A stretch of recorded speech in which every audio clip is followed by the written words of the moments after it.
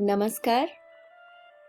कहानी गोल्ड में आज सुनिए हम सबकी चहेती लेखिका मालती जोशी जी की लिखी कहानी विरासत। मेरे लिए यह रिश्ता रेवती बुआ लाइन थी।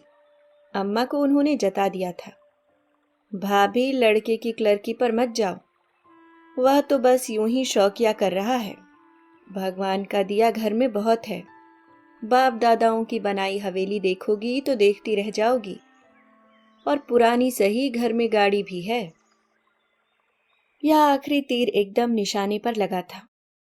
परिवार में अब तक इतनी लड़कियों की शादियां हुई, पर गाड़ी किसी के यहाँ नहीं थी। अम्मा ने एकदम हाँ कर दी। भैया ने कहा भी, अम्मा ये पुराने रईसी झांसे हैं, इनमें कोई दम नहीं होता, बस दूर के ढोल होते हैं सब। अरे लेकिन हवेली तो सामने नजर आ रही है ना, कितनी पुरानी है पता है? उससे क्या फर्क पड़ता है, जब बन पड़ेगा मरम्मत करा लेंगे। इतनी लंबी चौड़ी जगह तो आजकल सपने में भी नजर नहीं आती। लोग दो दो कमरों में जिंदगी गुजार देते हैं। ये तो अपनी कम्मों के भाग हैं जो इतना अच्छा घरवर मिल रहा है। मना करेंगे तो हम ही पछताएंगे। उन्हें क्या रिश्तों की कमी है? पुराने जागीरदार हैं। कहते हैं ना कि मरा हाथी भी 1.25 लाख का होता है। और यह शादी हो ही गई। शादी के बाद पहली बार घर में पांव दिया तो लगा किसी हॉरर फिल्म के सेट पर आ गई हूं, या कि चंद्रकांता संतति का कोई जादुई महल सजीव होकर सामने आ गया है। बड़े बड़े दलान, हॉल, चौक, ये बड़े अभिमान से घूम घूम कर मुझे सब दिखा रहे थे, और मेरा मन बैठा जा रहा था। गृहस्थी की नई नवेली कल्पनाएं उस भूल भुलैया में खोसी गई थी। उस आघात से उबरने में मुझे थोड़ा समय लगा। फिर मैंने अपने आप को जबरदस्ती ठेल ठाल कर इस नई चुनौती के लिए तैयार किया। उस बिराने को घर की शक्ल देना वाकई एक चुनौती थी। मेरा वह प्रयास अब तक जारी है। मैं जी तोड़ कोशिश करती हूँ, पर यह मकान अपनी ऐतिहासिक छवि से बाहर आना ही नहीं चाहता। मालिक मकान यानी कि श्रीमान जी भी उसके पारंपरिक स्वरूप को अक्षुण्य बनाए रखना चाहते हैं। इसलिए मेरी सारी कोशिशें नाकाम हो जाती हैं। मुझे लगता है इस घर में मैं केवल क्यूरेटर की हैसियत से रह सकती हूँ, गृहिणी के रूप में नहीं। इस खंडर नुमा हवेली में 4 कमरे भी इस हालत में नहीं हैं जिनमें रहा जा सके, या यूं कहिए कि 4 कमरे ही ऐसे हैं जिनमें किसी तरह रहा जा सकता है। शेष जगह तो धीरे धीरे मिट्टी के ढेर में तब्दील हो रही है। आंगन में बैठो तो एहसास होता है मानो 16वीं सदी में आ गए हैं। सारे भूभाग में मानवेतर जीवों का आवागमन निर्बाध रूप से चलता रहता है, जिससे जान सासत में बनी रहती है। खैर, मुझे तो थोड़ी जगह में भी गुजारा करने की आदत है, पर उस भारी भरकम सामान को कहाँ रखूं जो यहाँ वहां फैला हुआ है। उसे बेच दिया जाए तो उन पैसों से 3 कमरे आसानी से खड़े किए जा सकते हैं। इस घर में बेचने का नाम लेना भी गुनाह है। बुजुर्गों की ये निशानियां हमें इसी तरह कलेजे से लगाकर रखनी होंगी। और उस सामान का वर्णन करने की क्षमता मेरी इस छोटी सी लेखनी में नहीं है। भीतर वाले हॉल में जो बड़ा सा छप्पर पलंग है, वह मेरी सास की ददिया सास के पीहर से आया हुआ है। उस पलंग के आकार प्रकार को देखकर यह विश्वास हो जाता है कि वे सचमुच किसी बड़े खानदान की थी। मेरे मन में तो उन लोगों के प्रति भी श्रद्धा उपजती है जो इस पलंग को ढोकर यहाँ तक लाए होंगे। वे लोग जरूर महाबली भीम के वंशज होंगे। उस हॉल में बस वह पलंग ही पलंग नजर आता है। दिन में मैं सारी खाटें उसके नीचे सरका देती हूँ। पिंकी की गुड़िया की शादी होती है तो पलंग के पायों की तोरण वगैरह से सजाकर मंडप भी बन जाता है। कुतुब मीनार के बारे में एक लतीफा है। 3 मूर्ख उसे देखने गए। एक ने कहा यह एक कुआं है जिसे उल्टा कर दिया है। दूसरे ने कहा पहले जमीन पर इस मीनार की रचना करके बाद में खड़ा कर दिया होगा। मैं उन मूर्खों की जमात में शामिल नहीं होना चाहती, पर कई बार लगता है कि पहले खुली जगह में यह पलंग बिछाकर बाद में दीवारें खड़ी की गई होंगी, नहीं तो वह भीतर आया कैसे? चूहों की कृपा से गद्दों का तो नामो निशान बाकी नहीं रहा, पर एक पुरानी मसहरी अभी तक बची हुई है। इस समय उसमें इतने बड़े छेद हो रहे हैं कि मच्छर तो क्या, चूहे भी भीतर आ जाएंगे। पर अगर उसमें जाली नहीं भी होती तो वह एक तंबू का काम दे सकती थी। उसका पुराना रंग तो अब पहचान में नहीं आता, पर उस पर बने हुए फूल अब भी मन मोह लेते हैं। रसोई से लगा जो आंगन है उसमें एक बड़ी सी मेज रखी है।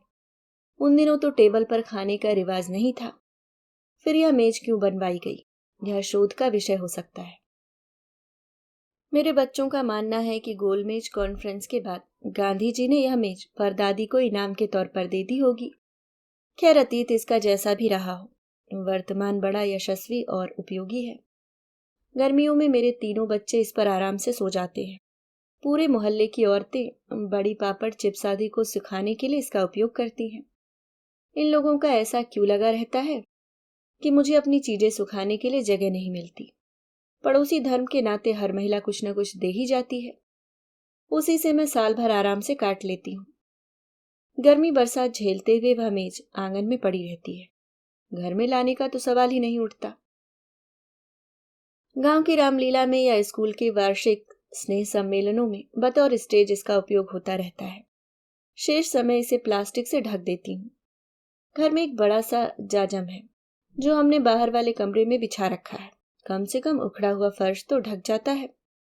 उस जाजम को धुलवाना या रंगवाना हमारे बूते के बाहर है। उसे झटकारना भी हम डाल्डा योगिन लोगों के बस का नहीं है। फलस्वरूप उसका रंग कमरे के रंग से एकाकार हो गया है। पिछले दिनों एक नई मेहरी आई थी, उसने सब कमरों के साथ उस जाजम को भी लीप डाला था। किस मुश्किल से वह गोबर छुटाया गया था, वह एक अलग कहानी है। लकड़ी की 2 बड़ी पेटियां घर में हैं। पहले जमाने में उनमें जो भी रखा जाता हो। इस समय यह हाल है कि मैं अपनी पूरी गृहस्थी उन संदूकों में बंद कर सकती हूँ। बच्चे छोटे थे तब उसमें बैठकर बस का खेल खेलते थे, अब शायद नाती पोते खेलेंगे। हॉल में एक रेडियो नुमा डिब्बा है जिसका आकार और चीजों के अनुपात में ही है। इस ट्रांजिस्टर युग में तो वह दैत्याकार ही लगता है, लेकिन आवाज चींटी बराबर भी नहीं निकलती। इसे बेचने को मैंने कभी जिद नहीं की। मालूम है इसके लिए ग्राहक जुटाना मुश्किल ही नहीं, असंभव है। ठीक है, पड़ा रहे। चूना झड़ी दीवार का उतना हिस्सा तो ढका रहता है। एक पुरानी दीवार घड़ी ईमानदारी से दीवार को थामे हुए है। अगर समय से चाबी दे दी जाए तो समय भी बताती है, लेकिन डायल काफी मैला हो गया है, अक्षर ठीक से नजर नहीं आते। कई बार सोचा उतार कर सफाई करवा ले, पर डर लगता है। घड़ी उतारने के चक्कर में कहीं दीवार ढक गई तो क्या होगा। बेत की 6 कुर्सियां भी हैं, बहुत सुंदर बनावट है, पर बुनाई खुल गई है, किसी वृक्ष की लटों की तरह उलझ गई है। बुनने वाले जब भी निकलते हैं बुलाती हूँ, पर उनकी मजदूरी सुनकर चक्कर आ जाता है। लगता है इससे अच्छा है 4 नई कुर्सियां ले लें, पर ये राजी नहीं होते। कहते हैं घर में इतनी सुंदर कुर्सियां हैं तो। खादी भंडार से 6 गद्दे लाकर मैं उन जटाओं को ढकने का प्रयास करती रहती हूँ। घर में एक साइकिल भी है, पतिदेव के मैट्रिक पास होने की खुशी में ससुर जी ने दिलवाई थी, और अब बेटा भी मैट्रिक कर चुका है। इस बीच फ्रेम छोड़कर साइकिल का हर पार्ट बदला जा चुका है, पर अपने ऐतिहासिक महत्व के कारण वह घर में बनी हुई है। एक बड़ी सिल भी थी, सास थी तब तक वह सिल बनी रही। बाद में मैंने उसे नहाने की चौकी का स्थान दे दिया। एक बार में 5 किलो कोयले का भोग मांगने वाली अंगीठियां हैं, उन्हें तो मैंने मचान पर ही डाल दिया है। शादी ब्याह में लोग मांग कर ले जाते हैं। चीनी के बड़े बड़े मर्तबान मेरे लिए समस्या बने हुए हैं। हिम्मत करके 35 रुपयों के 5 किलो आम लाती हूँ। उनमें 40 रुपए किलो के भाव से तेल डालती हूँ, मसाला अलग। लेकिन यह सारी सामग्री उस मर्तबान के पेंदे में ही समा जाती है। थालियां इतनी बड़ी हैं कि छोटे बच्चे का हाथ दूसरे छोर तक पहुंचता ही नहीं है। इतनी बड़ी थालियों के लिए तो 56 भोग चाहिए। इस महंगाई के जमाने में तो वे मुंह चिढ़ाती सी लगती हैं। पुरानी पीतल और तांबे की गागरों ने अब सहस्त्रधारा का रूप ले लिया है। मैं इनसे कहती हूँ कि बेचना न चाहो तो महादेव जी के मंदिरों में दान कर दो, अभिषेक का ही पुण्य मिलेगा। बर्तनों की बात तो फिर भी समझ में आती है। वह हम दो हमारे दो वाला जमाना तो था नहीं।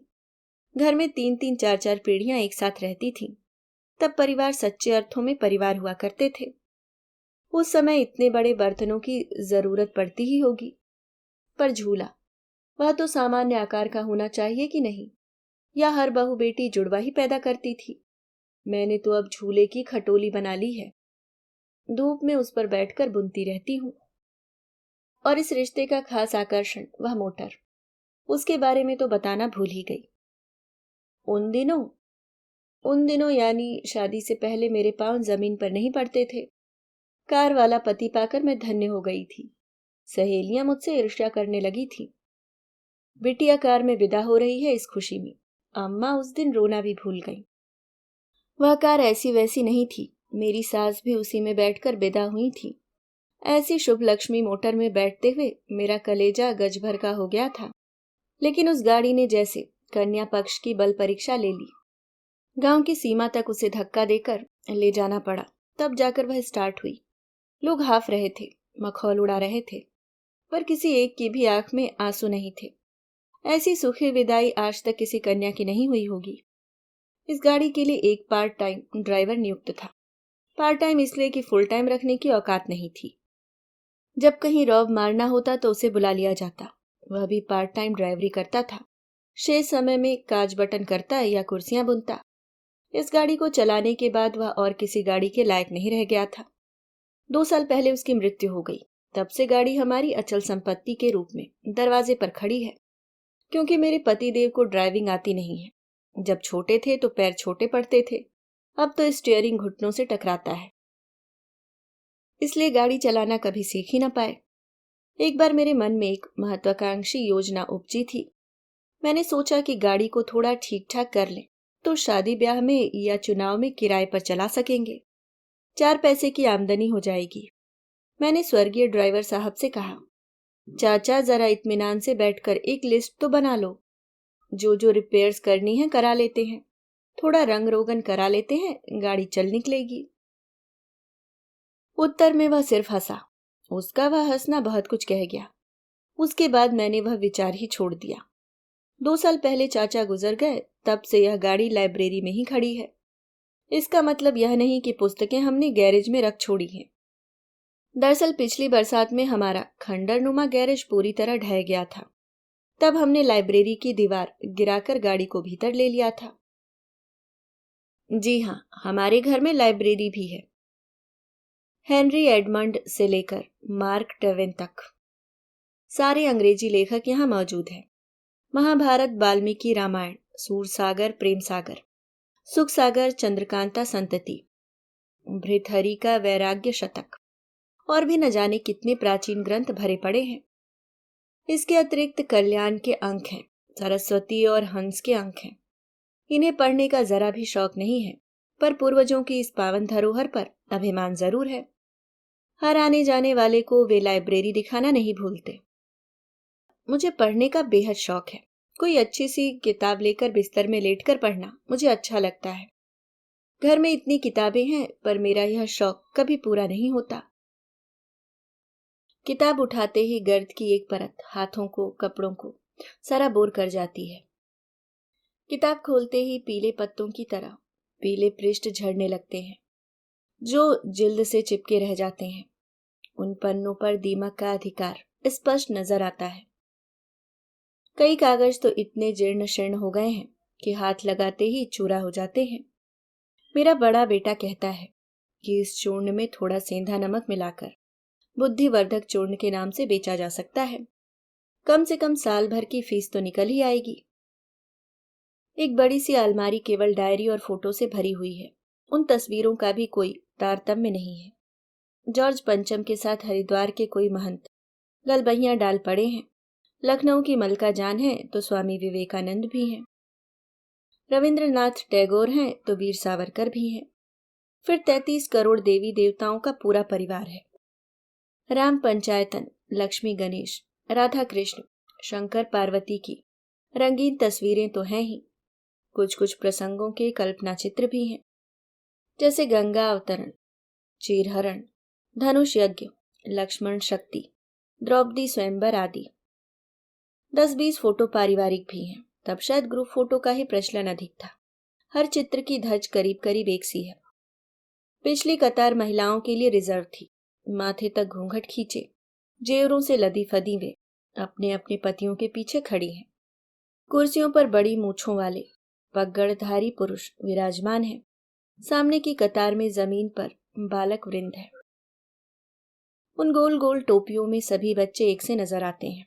वे लोग कौन कौन है इसका आता पता मेरे पतिदेव को भी नहीं है। अपनी फोटो तक ये पहचान नहीं पाते। हाँ, देखकर गदगद जरूर होते हैं। ये सारी तस्वीरें किसी जमाने में दीवारों पर सुशोभित होती रही होंगी, पर अब तो न इनमें वह पुरानी चमक बाकी है, न इन दीवारों में इन्हें थामे रहने की शक्ति है। इसलिए ये सब अलमारी के अंधेरे कोनों में अपना अभिशप्त जीवन काट रही हैं। डायरी लिखना इनके खानदान का प्रिय शौक रहा है। इस पीढ़ी में ही इस नियम का थोड़ा सा व्यतिक्रम हुआ है। इन डायरियों को हिसाब की कॉपी कहना ज्यादा समीचीन होगा। हिसाब के अलावा इनमें जन्म, मृत्यु और शादियां भी दर्ज हैं। जन्म की सूचना के साथ जातक की कुंडली भी नत्थी है। मृत्यु की तारीख के साथ 13वीं का खर्च और उपस्थिति भी दर्ज है। हर बच्चे की शादी की तैयारियां तफसील से लिखी हुई है। शादी में किसने कितना दिया, किसको कितना दिया गया, यह भी बकायदा नोट किया हुआ है। पुरानी पीढ़ी के लोग व्यवहार कुशल थे। ये डायरियां इस बात की मिसाल है। मुझे ये डायरियां पढ़ना अच्छा लगता है। कुछ समय को मन पिछले जमाने में लौट जाता है। उस समय का जमा खर्च पढ़कर तो अलाउद्दीन खिलजी का शासनकाल याद आ जाता है। इतने कम खर्च में तो शादी शायद तब भी नहीं हुई होगी। मेरे चचिया ससुर की शादी की तारीख के साथ जो हिसाब दर्ज है उसकी बारनी देखिए। गफूर बैंड मास्टर 11 रुपए, महादेव शहनाई वाला 5 रुपए, मगन लाल बजाज 325 रुपए, हीरालाल पन्नालाल बनिया 490 रुपए, श्याम सुंदर सराफ 1180 रुपए, गणपत हलवाई 25 रुपए। और यह बताते हैं कि इस शादी की महीनों तक चर्चा होती रही थी। कभी कभी लगता है कि किसी जादू की छड़ी के स्पर्श से जर्जर दीवारें फिर उठकर खड़ी हो जाएं। ये तस्वीरें वापस अपनी जगह ले लें। घर लोगों से भर जाए। घर के पिछवाड़े गायों का झुंड रंभाने लगे। बड़े वाले चूल्हे पर मन भर दूध की कढ़ाई चढ़ी रहे। परात में 10 किलो आटा सने। दलान में एकदम 60-70 थालियां लग जाएं। एक बार, केवल एक बार मैं उस विराट विश्व में सांस लेना चाहती हूँ। पुराना सब कुछ न लौट सके तो न सही, वे बाजार भाव ही कुछ देर के लिए लौट आए तो मैं पिंकी के हाथ पीले कर लूं। अभी आप सुन रहे थे मालती जोशी जी की लिखी कहानी विरासत। उम्मीद करती हूँ दोस्तों कहानी आपको पसंद आई होगी। अगर आप चैनल पे नए हैं तो सब्सक्राइब करना ना भूलें। आपको वीडियो पसंद आए तो लाइक एंड सब्सक्राइब करें। Bye bye. धन्यवाद।